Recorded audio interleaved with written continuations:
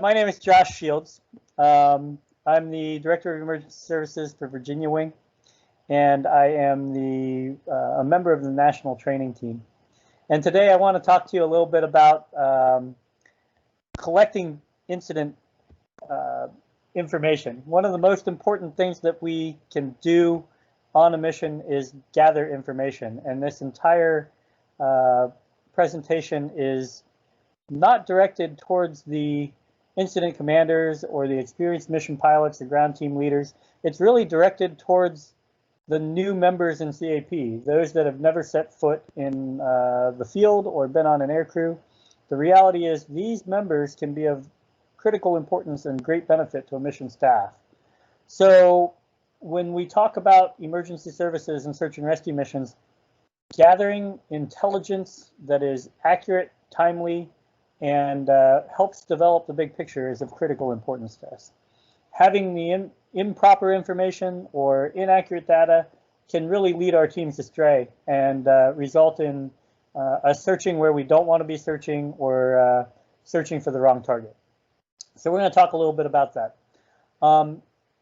Just by show of hands, if you guys could raise your hand in Teams, if you know how to do that, if you are a planning section chief or higher in this group.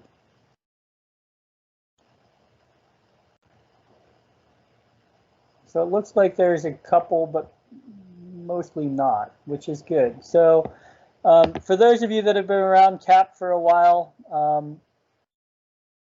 we remember these rooms that look like this, our planning and situation unit.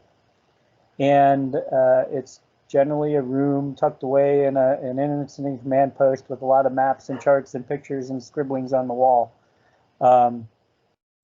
If you're a PSC outside of CAP, that's fine too. But you guys have all, those of you that have been here are familiar with this. And the whole goal of a room like this is for us to build the comprehensive picture of the mission. Who, what, when, where, why, how, and get a handle on all of the information that is related to CAP.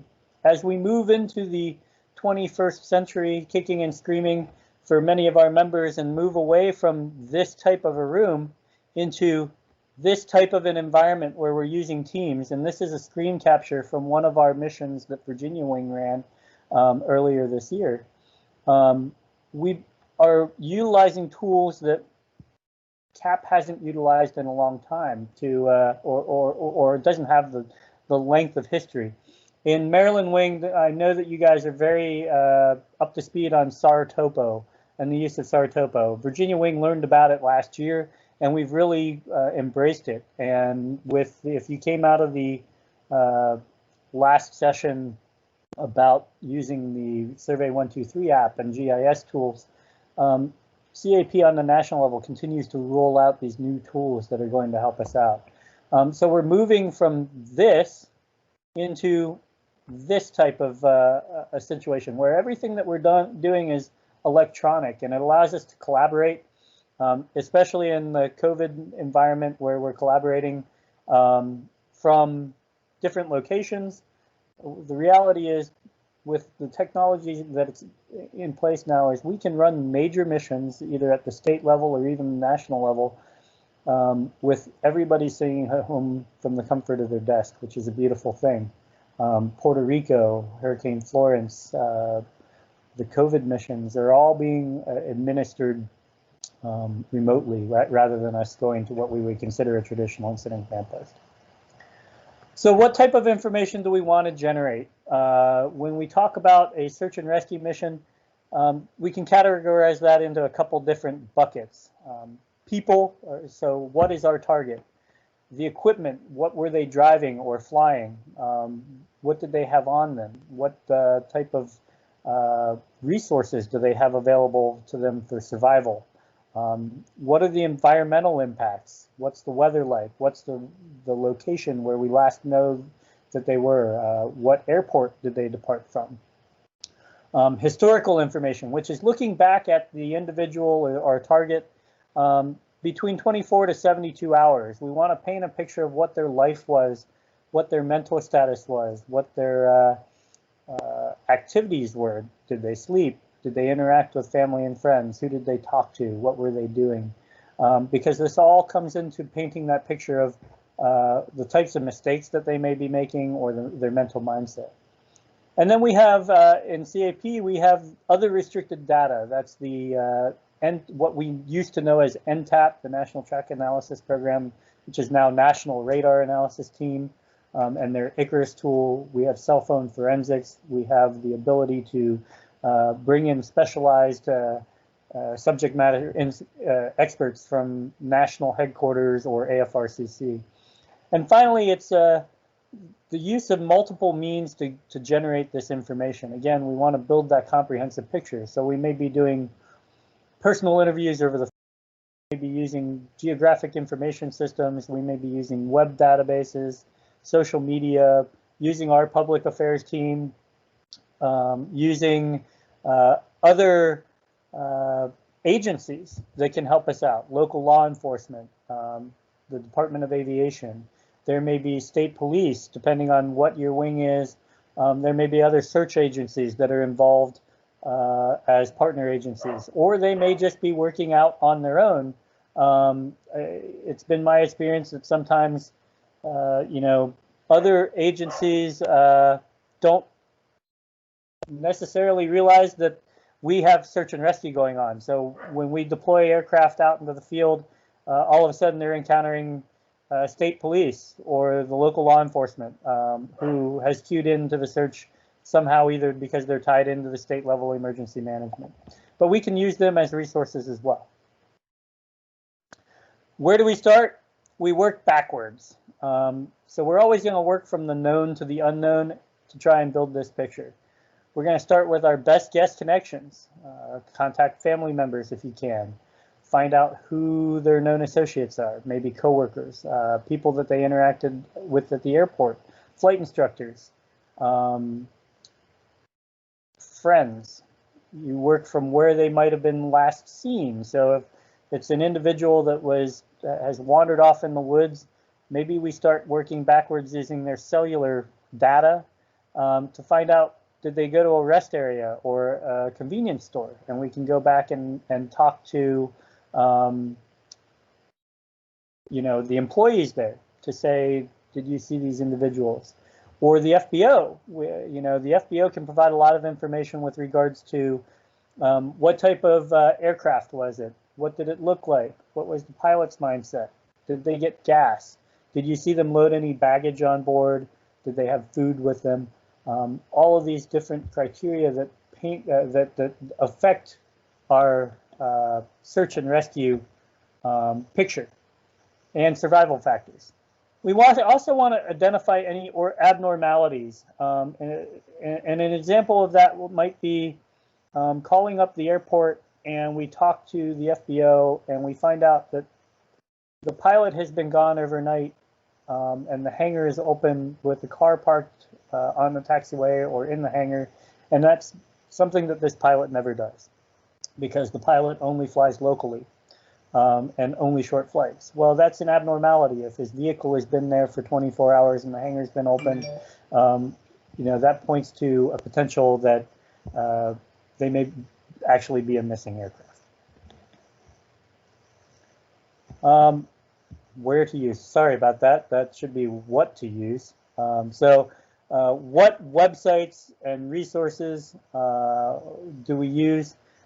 Our special resource teams, that would be the CAP cellular forensics team and our radar analysis team. Those are activated through AFRCC. You can, if you're the incident commander or the planning section chief, you can ask for their support, and AFRCC will help coordinate that through the NOC and bring those teams online. If you watched any of the national conference sessions on that, if you haven't watched them, I really highly recommend that you go back and watch the cellular forensics and radar stuff. It's fascinating, and these teams are incredibly quick to get you data. Usually within 20 to 30 minutes, they can start painting a very accurate picture for you. Flight tracking websites, in the meantime, we can use FlightAware, OpenADSB, the ADSB Exchange. This is making our missing aircraft searches much easier. And then we can use in-person interviews. This is where a strong mission staff assistant can go out and if you provide them a checklist of questions that can be asked, they can help paint the picture. What to use? These are some websites that we can use, databases, online information. There is a wealth of information if you know where to look. And before we start our exercise today, I will try and get you a web address where you can download an Excel file.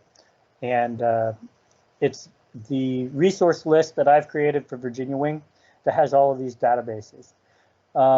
Did you know that you can go back to the 1980s and see METAR reports online? So you can actually see the historical report for any airport, and pretty much, especially since 2000, anywhere where you can get a METAR observation, those are all archived online.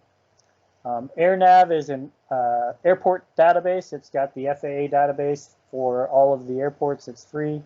There are people search databases that are incredibly powerful. They've allowed me as an incident commander to reach out and find last known addresses, cellular phone numbers, next of kin information, and close contacts, all which can be helpful in reaching out to get more information. There are geographic information systems. Every county generally keeps a publicly accessible geographic information system that at least allows you to look up tax information and who the registered owner of a property is. This can be useful if you need to access private property or if you're looking at airport information and other information. And then, of course, there's the FAA databases, which have the registration information for aircraft and the pilot certificate license information. So if we only have a pilot's name, we can go in there and we can determine relatively easily how current the pilot is and what, maybe not currency, but at least what their level of experience is based on the ratings and certificates that they have. Once we know the individual's names, we may be able to use social media as well. Twitter, LinkedIn, Facebook, they can all help paint a picture. And then based on IC input and public affairs, it is also possible to go out to the general public and put out an announcement. I know that they did that for the Steve Fawcett search. This is something that takes a little bit more time because there is you need a larger team to develop this information and pull it out. Any questions so far? I'll take a quick break before we move on. So, Bob, if you're here, what I'd like to do is I would like you to unmute everybody, or at least allow them to unmute themselves. And what we're going to do is I'm going to give you guys two scenarios. And we're going to talk through the first one, and then I'm going to cut you guys loose on the second one. So the first scenario is a real-world mission that Virginia Wing had that we closed out in a very impressive time. So this is the actual mission alert notification that Virginia Wing received. And I've pasted a, I will paste to the chat so that you guys don't have to copy and paste it. But what I'd like you guys to do is collaborate with me on this mission. And we're going to talk about the process that goes on with collecting data. So I'm putting in the chat right now the link to the SAR topo map. And all I have done is I have plotted out, and it's the AFRCC plot number 1, the location of where this ELT was reported as transmitting from. And for those of you that have participated at a higher level of the incident command process, what I'd like you to do is just either type into the chat or discuss here, what would your first step be?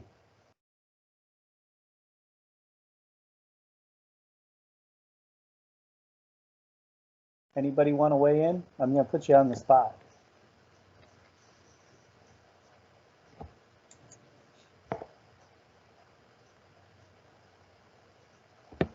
Okay, so if you are not a high-level incident command staff, feel free to weigh in as well. What you think the first steps would be that we should do?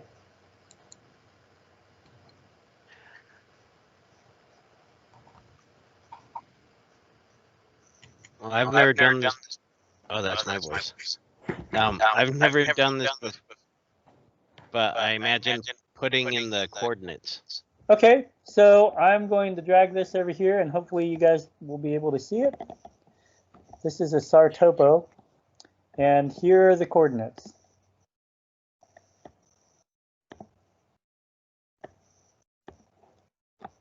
So there's a couple of options that we have as incident staff, and I'd really love participation, guys. I know that you're tired and it's the end of the day, but those of you that are planning section or ops section chiefs or incident commanders, what would you do with this information?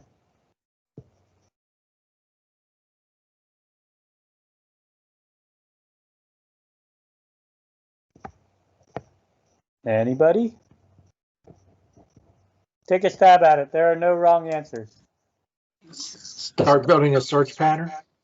Okay, start building a search pattern. So the first thing is we want to find out what resources we have, right? Our call came in at about 7 p.m. just as it was getting dark. So from a administrative standpoint, we want to build a search pattern and we want to get teams in the field, right? So make the assumption that we've done whatever Maryland Wing does to notify their crews and get ground teams starting to stand up. But also make the assumption that while we're doing that, because on average, I don't know how Maryland Wing is, but in Virginia Wing, on average, I would say it takes us from the time that we get this alert notification. I don't know that we've ever gotten a team or an air crew in the air or headed towards the target in less than an hour.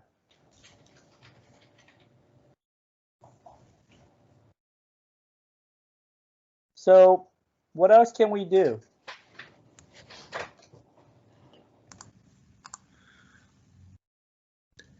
Are we assuming the police, fire, and rescue have already been notified?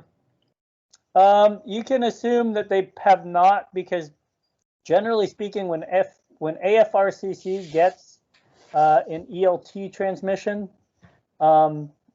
they plot it out, and they're going to plot this out. And I personally like using the hybrid maps.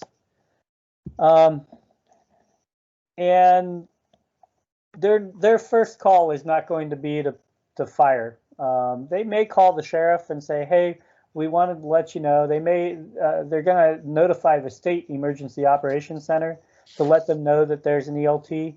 But generally speaking, they're not going to send the police out there right away. It's kind of presumed that a lot of plane crashes get reported in. Now they may call and say, "Hey, we want to let you know that we have an ELT." But the reality is that the sheriff may drive down the road and not see any fire and go, "Okay, well, there's nothing going on."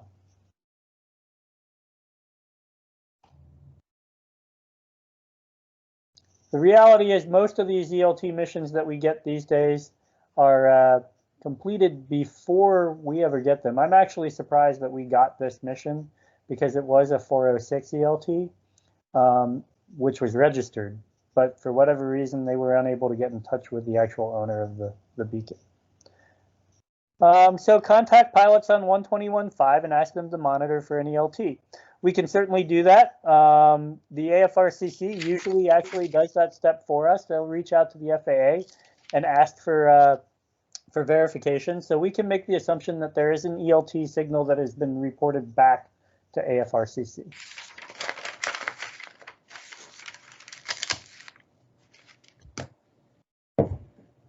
What else do you guys want to know?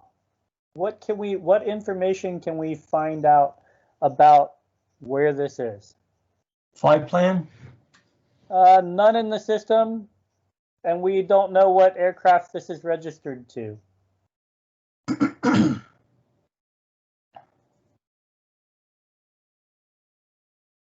But that's good. If we had a tail number, we absolutely would want to try and find out if there was a flight plan on file. Going back to that who, what, when, where, why, how, what can you think about the where?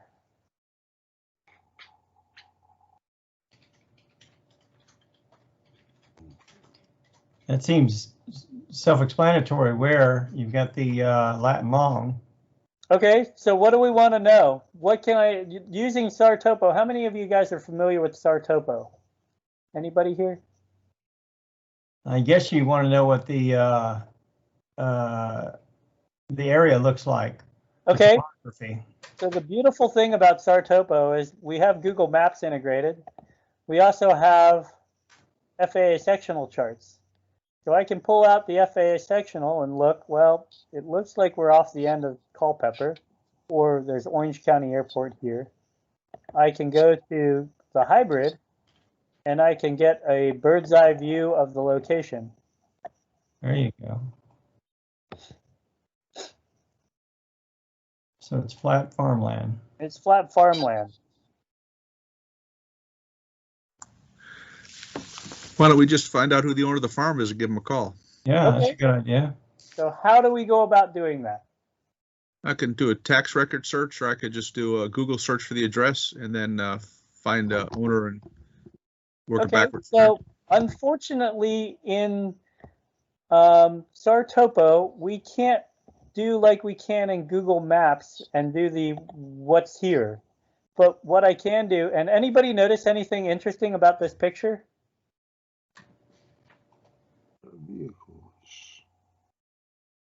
It looks like they've got a personal runway to me.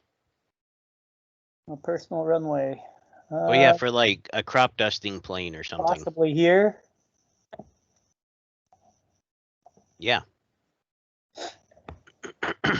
Oh, there's a How couple of about helicopters down there. Two helicopters parked right out front, right? Well, I guess So- it's zoomed in. There's an ELT going off at a location where Google Maps has captured helicopters on the ground. So this, because the plot puts it right behind the hangar, and presumably, you know, it looks like this is a fairly good-sized operation. There's a house here. Now, I can't make any assumptions. We never want to make any assumptions, but when I look at this and I look at the likelihood that there's probably more than one person that lives here, I start to discount that this was an actual accident. Especially when I zoom out and I start looking, there's a house here and a house here and a house here. If something was burning, a helicopter crashed and had caught fire, I would think that somebody in this area would probably call into the fire department and say, hey, we have an issue. So this is probably an inadvertent activation. But now what we need to do is that we need to do our job in CAP, which is to secure the ELT. So what I do is I take a look at this and I go, okay, here's State Route 658, and here's Winfrey.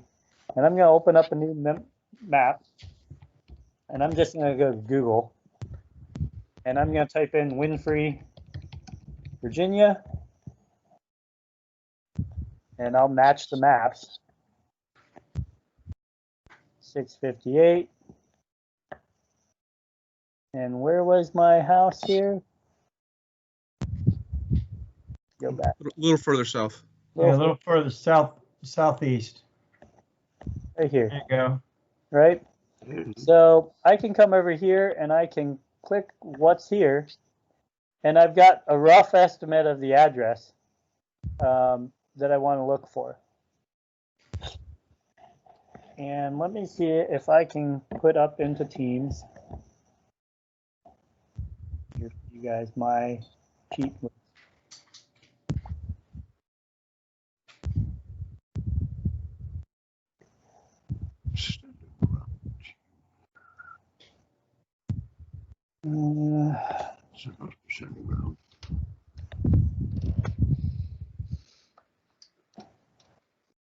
So has anybody used a GIS system before? Like a No. county GIS? Nope. Let's find out. At this point, can you just notify local law enforcement and have them check it out since I you? probably could, but local law enforcement generally is not going to know what to What do with ELT is? What about a ground team?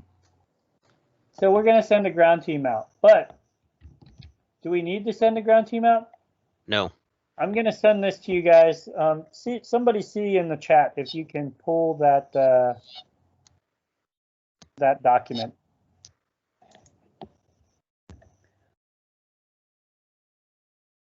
So somebody said, no, we don't need to send a ground team. Why not? Where is the nearest ground team? In this case, our nearest ground team, we have a squadron in Culpeper at the airport. So kind of up here. Have they been alerted? They have been alerted and they're working on it, but it's probably going to take an hour and a half to get them out there. And by the time they get there, it'll be 10 p.m.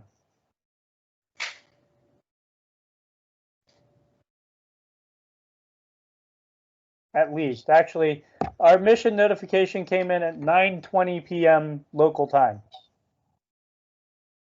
Well, you said you were looking at it through your topography map and you didn't see any fire or anything. So, like the other gentleman said, can you just figure out the address and get their phone number and call them and say, hey, you know? Sounds like a great idea to me. So how do we do that? Were you guys able to open up that file? It's loading.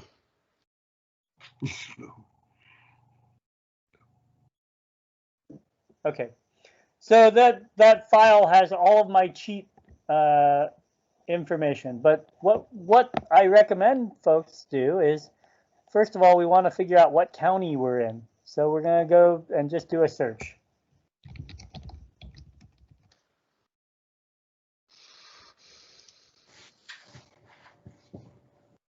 It's in Culpeper, Virginia, Culpeper County.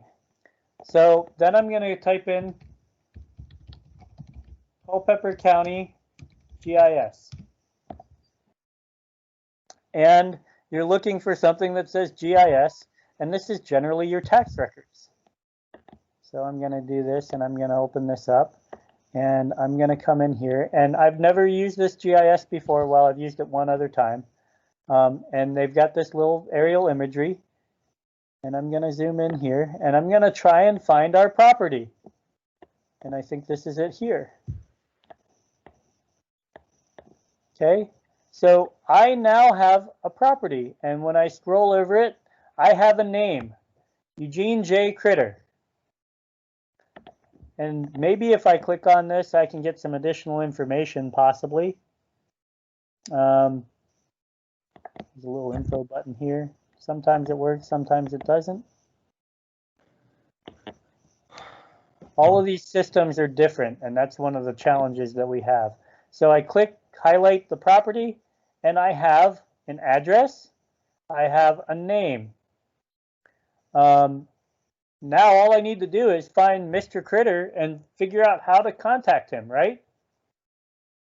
So in that directory that I sent you guys, and I want you to bear in mind that this is for official use only, don't abuse it, but there is a public access website called Smart Background Checks.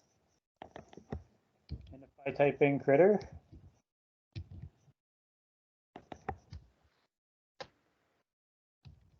and Eugene, and hit search, I get a couple, so let's put the J in there. I get Eugene J. Critter, age 65, 20634 Mount Pony Road. I get some cell phone numbers here. They're blocked out. And I can try and find some information here. And it's interesting, they just changed this website. You used to be able to actually see the web, I'm not sure when they did it, to see the cell phone numbers. So we were able to get his cell phone number from this website, but now I'm no longer able to see that. We were able to reach out via phone to this individual and get in touch with him. Actually, the first person that we got in touch with was his son, who gave us his phone number.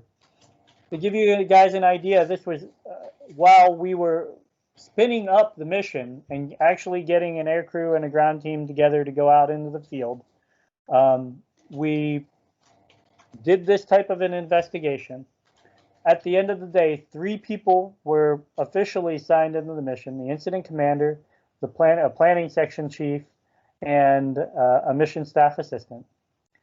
The initial notification came in at 9:20. It was accepted by an IC at 9:25. The IC stood up an investigation team at 9:42. At the same time that the initial alert notification went out. And then at by 9:50, we had the target coordinate, a phone number and address for the target. We had contacted them. He said, "Hang on while I walk out to my hangar." He walked out back and secured the ELT at 9:56. We called AFRCC. AFRCC made some queries with the FAA, and the mission was closed out well, we called them at 10:05.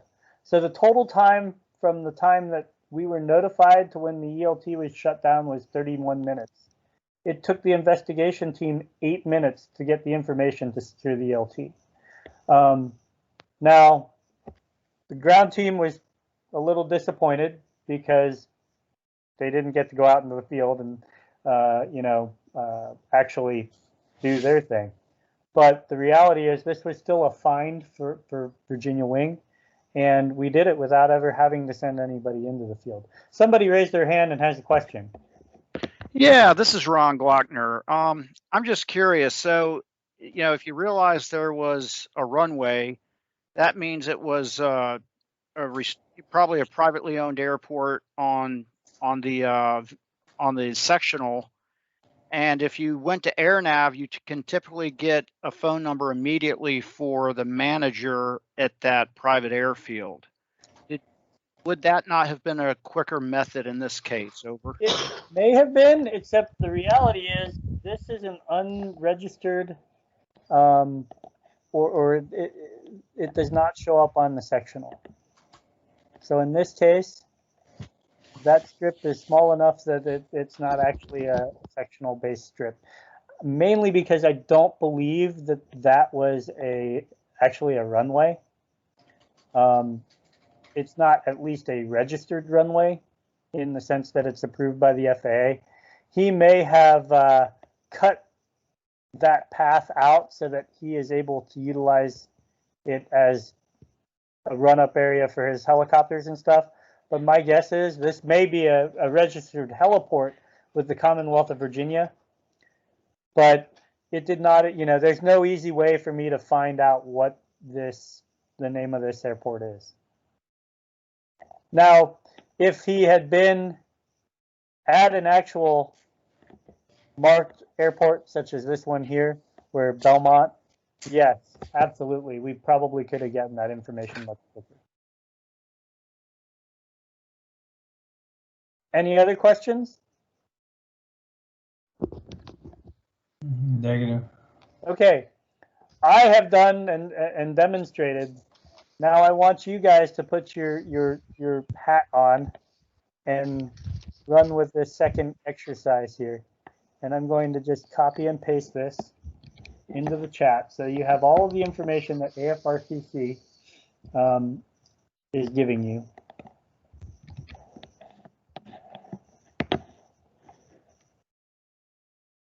Wow, that's really big. Sorry about that. Is that the one that says AFRCC plot 2? Yes. So I did the first thing for you, and that's all you get. So is there anybody in the group that is familiar with SAR Topo?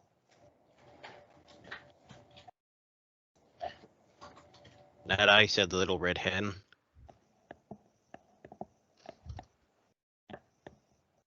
Nobody? Montana.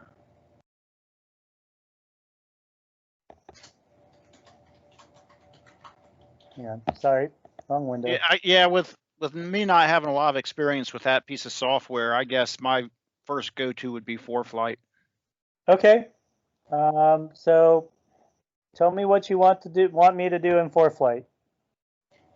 I guess the first thing I'd do is I'd type in the coordinates, or I'd type in the coordinates and see what's around that area. Okay. Hang on a second. But it looks like from what I've seen already, that SAR topo is much more powerful. I need to get familiar with that. SAR topo, the beautiful thing with SAR topo is it allows you to go with multiple layers on the map.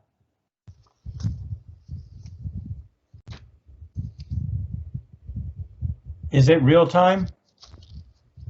Is it real time? What do you mean? SAR topo? Yeah.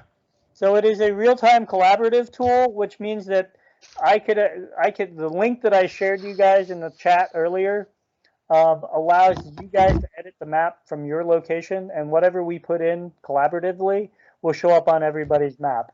There is not real-time data being input into it. Like ForeFlight is a real-time tool in that I can bring up, air traffic, bring up weather to overlay into ForeFlight. Come on.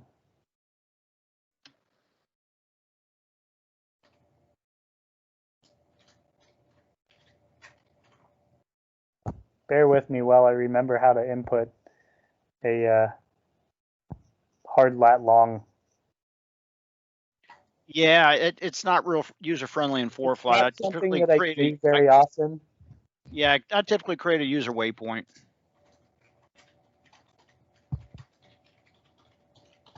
Well, let's do this. I know where it is, so.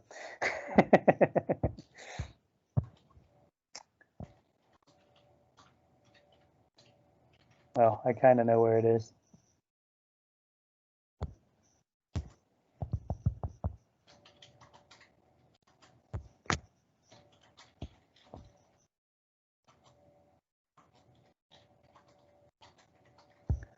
We're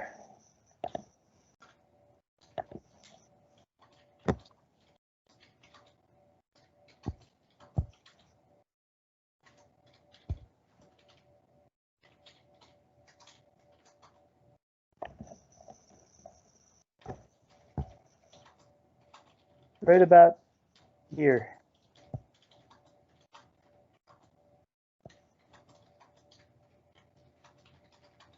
Call that an approximation.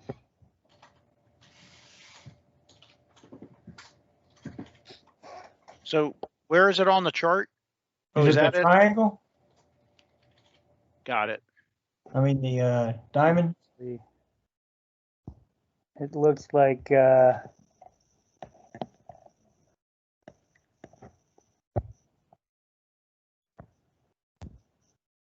would plot right there.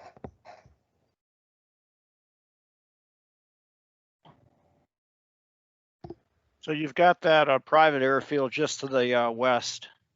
Okay, so what do you want to do about that? Either through SAR topo or AirNav, try and get the airport manager's phone number for that airport. So I want you guys to do that. Either tell me how to do it in SARTOPO, or use SARTOPO yourself, or use ForeFlight yourself, or use a web. But I'd like you guys to talk me through that. Yeah, I would go to AirNav and type in 31 Mike Tango. Okay, I'm going to close this out and come back to this here.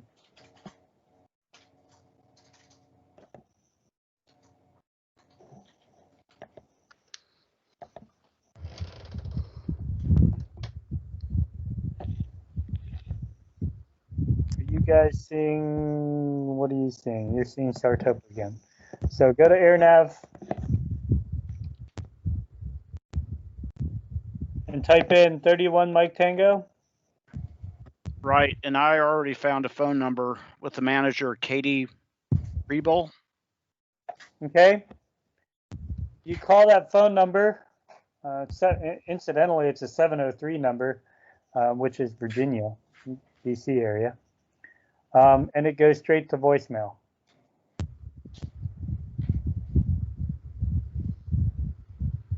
Can you change the view on the topo so we can see what's going on down there? Change the view with regards to. Not the map, but the other one. I don't know what it's called. The green view, where you can actually see this one? The aerial view. Yeah, area view, yeah. And then zoom in on that.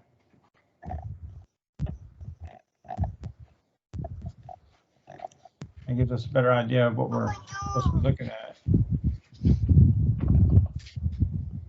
Cornfield.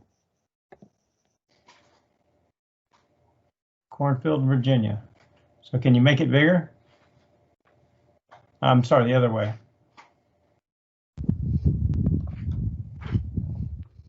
Now it's a soy field or corn that hasn't been cut. Yeah. Corn or hay or something. Actually, it looks like hay because those look like hay bales. So if something went down, it looks like it would just go straight down as opposed to landing.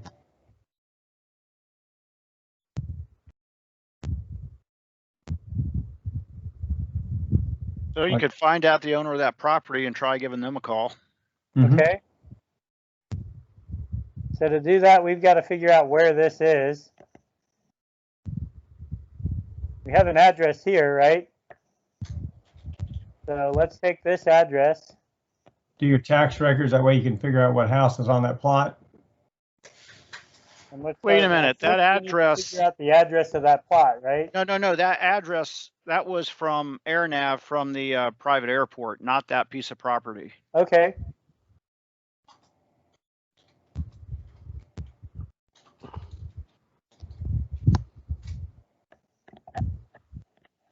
So do we know where that piece of property is? So this is where a little bit of map comparison comes into play. So we have, we want Google Maps so that we're looking at the same map, right? So right by East Eden Road. Okay, there you go. So we have those coordinates, and usually you can copy and paste it's not quite as finicky as so let's see if Google will do something for us. And here is our coordinate. And do these two maps look roughly the same? More or less. Yeah. So we have this property. We can do a what's here. Well, Cascade County, Montana. Let's do and we know we're somewhere 878 to 928 East Eden Road.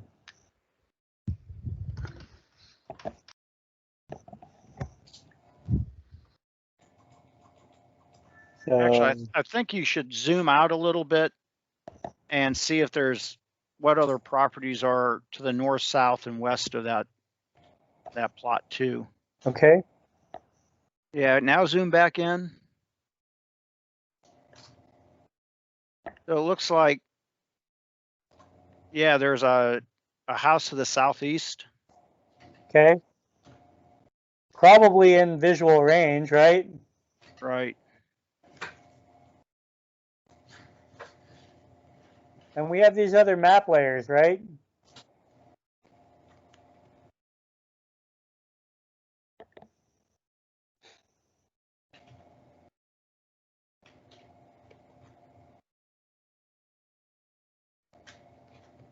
So what other information do you guys want to know?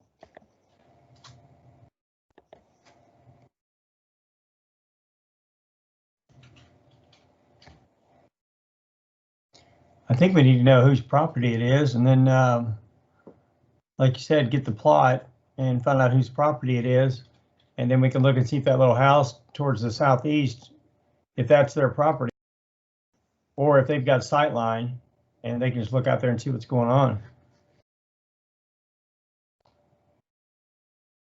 So we have the Cascade County GIS. Let's see if we can get in here and figure out how to use this one. Map book, that might be a good link. By the way, so What's the typical accuracy of lat longs you get from those plot If it's points? 406 ELT, pretty darn accurate, within 100 feet. Okay, if it's a 406, but if it's not a If 406, it's not a 406, they can usually get us in the area where an aircraft can, certainly close enough for an aircraft to pick up. A lot of it depends on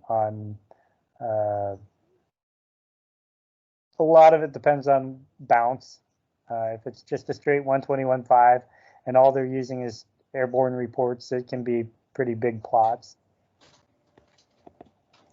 So this, I'm not getting a lot from Cascade County here. Stop. Looks like Montana doesn't really like to put a lot of information out there for people to see.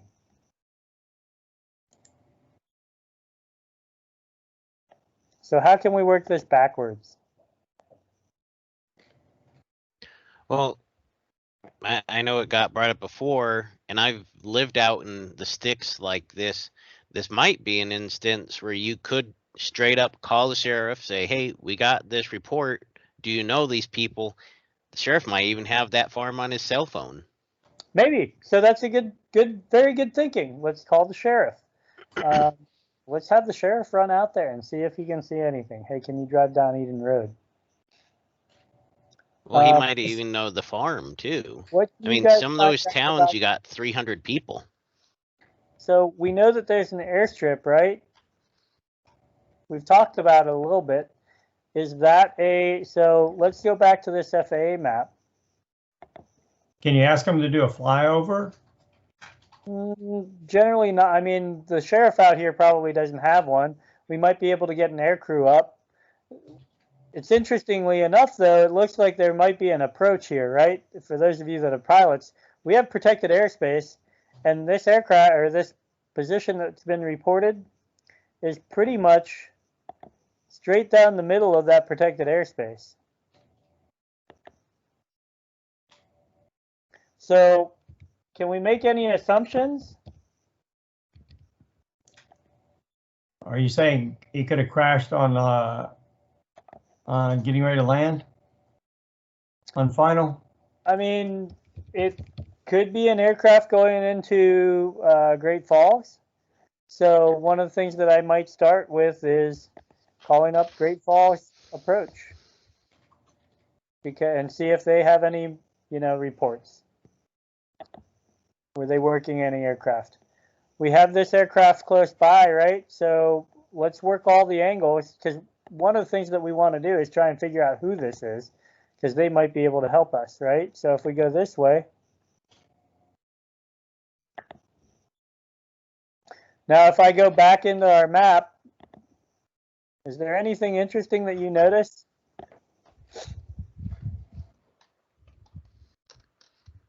Where is our little airport? Right here. Looks like we're just about off the end of the runway here, assuming that this is our grass strip. Looks like a grass strip.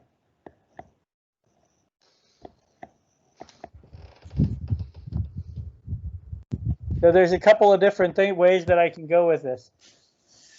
So yeah, that's about 17 miles away. And I take it the assumption is we have started trying to activate ground and flight crews, right? Absolutely. But what we want to do is get as much information as we can. About 17 miles away from Great Falls. Yes. From the Great Falls Airport. Okay. So we can try and find phone numbers for these folks. We can come back here, find information about Katie Bible. What can we do to search this information?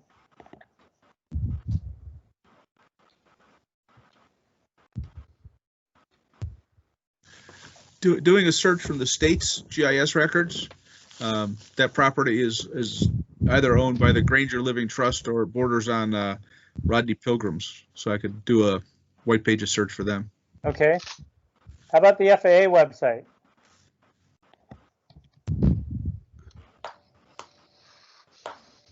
You can come in here. Have you guys ever done the airman search? Nope. If we do a search in here, we can go in here, search airman certificate information. Come on. So that was part of this exercise that we had that information. Part of what exercise? This one, I assumed like we didn't have a tail number or. We have no tail number. We have no information, but we have a name that comes off of this airport that incidentally is just to the west. So from a distance standpoint, oops, wrong one, sorry. But if I come here and I take a look at distance, from the runway to where this plot is only 1.5 miles. So that's a pretty high interest level to me. We've tried calling the airport manager, and the airport manager's cell phone goes to voicemail right away, which means that the phone is off probably, or at least out of reach of a cell communications tower. So as an incident commander, that would probably raise my ears more than looking at any aircraft out of Great Falls. Doesn't mean that Great Falls isn't there, but we always want to start with what's the highest probability. The highest probability says that an airport's 1.5 miles away. Let's see what we can find out about this airport and try and get in touch with people. So I'm going to go to the FAA website. I have a name. Okay, Colonel, this is Bob Thompson. Just want to let you know we're about 4 minutes over, so we need to start wrapping up. Okay. So what I encourage you guys to do is download that resource list and play around with it. It looks like the FAA database is out. If you've never used the information, these databases, use them. See what information you can get. Try and do this process with when you see aircraft incidents or accidents, search for information about it. See where the pilot came from. See what the weather was doing. See, you get better at it by practicing the skill. And it's of critical importance to you guys, to the IC team, to get good information. So this was just a quick look at some of the stuff that you can do. Hopefully you got something from it, and feel free to reach out to me with any questions. But thank you for joining me today. Thank you. Thank you.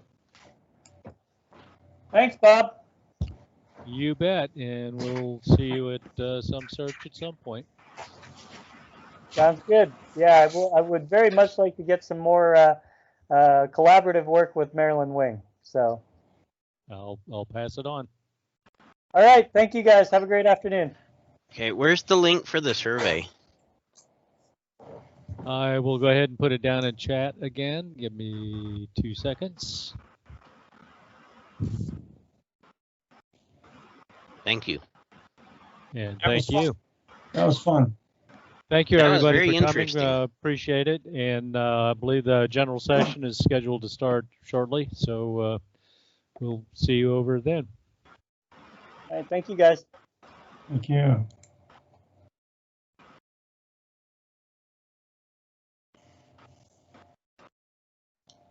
Oh, good grief.